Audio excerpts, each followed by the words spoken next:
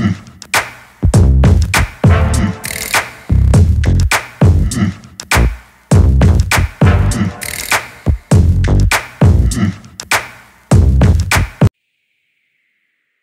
vous avez vu les précédents top 10, vous avez peut-être appris à faire comme saint Thomas, c'est-à-dire à croire uniquement ce que vous voyez. Eh bien il va peut-être falloir reconsidérer tout ça, car ce que je vais vous montrer risque de tromper vos yeux ou votre cerveau. Voici le top 10 des illusions d'optique les plus impressionnantes.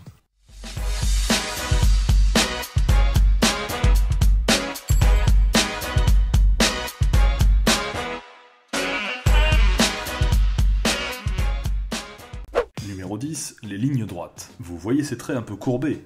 Eh bien ils sont parfaitement droits. On commence avec cette illusion assez simple, mais qui va nous permettre de comprendre ce que fait notre cerveau. Il tente d'interpréter l'image qu'il reçoit, comme il en reçoit tout au long de la journée.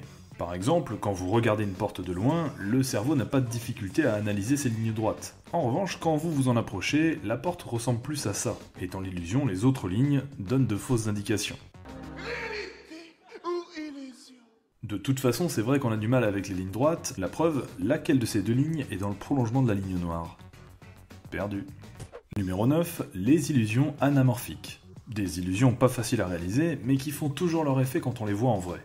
Il s'agit d'une forme, d'un mot ou d'un dessin qui, vu du bon angle, donne l'illusion de sortir du décor. Vous avez peut-être déjà vu des artistes de rue faire ça, et il existe pas mal de vidéos bluffantes sur le net avec ce genre d'illusion. Celle-ci est truquée, hein. Cette technique a été utilisée sur une route au Canada pour faire ralentir des voitures près d'une école. Saperlipopette, c'était un mirage! Numéro 8, les objets impossibles. Comme leur nom l'indique, ces objets pourtant représentés sur le papier sont impossibles à recréer en vrai, car ils présentent un paradoxe entre la logique et la réalité. On ne peut pas les créer, sauf si on triche. Il y a par exemple les figures de Penrose, ou encore son escalier, ou ce qu'on appelle le blivet, qui a 2 ou 3 branches. Qu'est-ce donc cette diablerie? Puis il y a plus complexe avec les dessins de Escher, vous connaissez sûrement son plus connu, la maison aux escaliers. Numéro 7, les illusions de mouvement. Regardez bien cette image, contrairement à ce qu'on pourrait croire, elle ne bouge pas. Je sais, maintenant vous connaissez mon côté troll, non ce n'est pas moi qui l'anime, faites pause si vous ne me croyez pas. T'en as trop pris mon vieux, t'en as trop pris, trop pris. Cette illusion d'optique est appelée les serpents tournants, et c'est la plus connue du genre, mais il en existe d'autres, regardez. En fait là ce sont vos yeux qui se font avoir plus que votre cerveau, puisque vos cellules photoréceptrices s'épuisent face à la complexité de l'image, c'est ce qui crée l'illusion d'un mouvement. Et celle-ci marche aussi sur les animaux. Numéro 6, la persistance rétinienne et l'effet Troxler. Là encore on va jouer avec vos yeux plus qu'avec votre cerveau. Approchez, approchez, venez plus près. Trop près, un peu trop près. Pas de panique, tout ça ne les abîme pas, enfin l'écran si à force, mais pas les illusions. Dans celle-ci par exemple, fixez la croix et vous devriez voir un point vert remplacer les points roses à tour de rôle.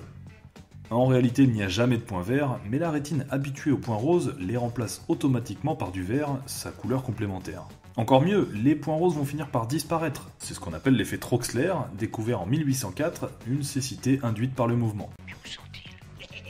Ils sont là. Une autre illusion, fixez l'image quelques secondes histoire que vos yeux s'y habituent.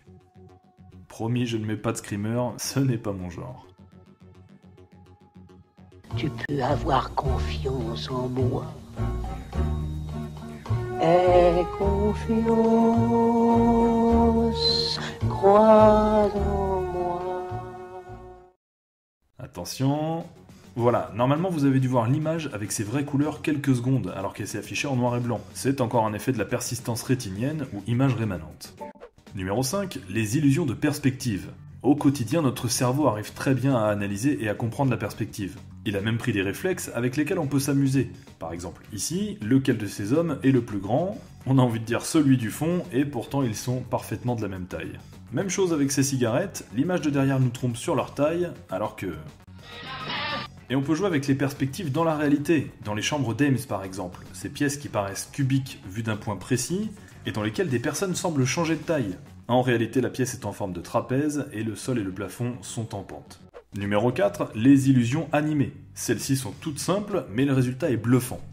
Il suffit de faire passer des bandes noires sur une image, qui ne ressemble pas à grand chose au départ, pour qu'une animation apparaisse. Et le principe est ingénieux, les bandes laissent apparaître une partie de l'image seulement. Puis en décalant les bandes, on fait apparaître une nouvelle partie du dessin, dans une position légèrement différente. C'est le principe du dessin animé, mais en boucle, comme dans ces roues qui donnent l'illusion d'une animation.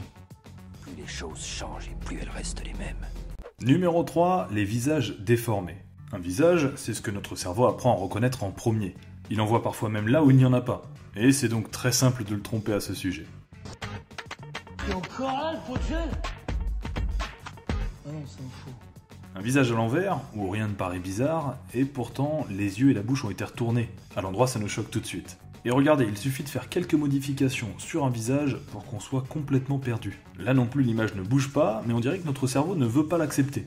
Encore plus impressionnant, fixez bien la croix au milieu de l'écran et ces visages de stars sur les côtés vont vous apparaître comme des monstres.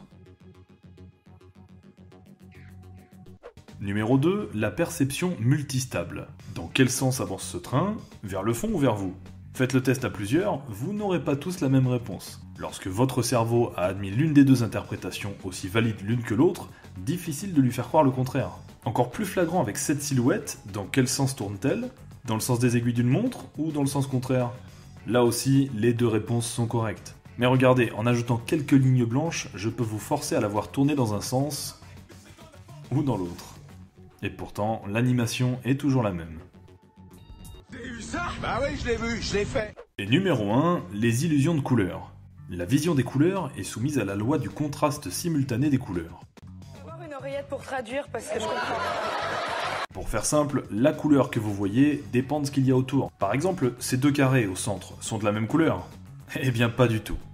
Et à l'inverse, ces deux cases de l'échiquier ne sont pas de la même couleur. Eh bien si.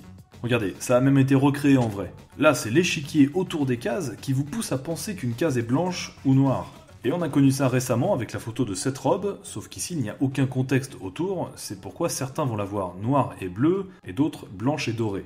En fait, si votre cerveau a admis que la photo était surexposée, c'est-à-dire dans la lumière, il va imaginer qu'elle est noire et bleue. Alors que s'il a admis que la photo était prise dans l'obscurité, il va la voir blanche et dorée. Et dans ce cas, il y a une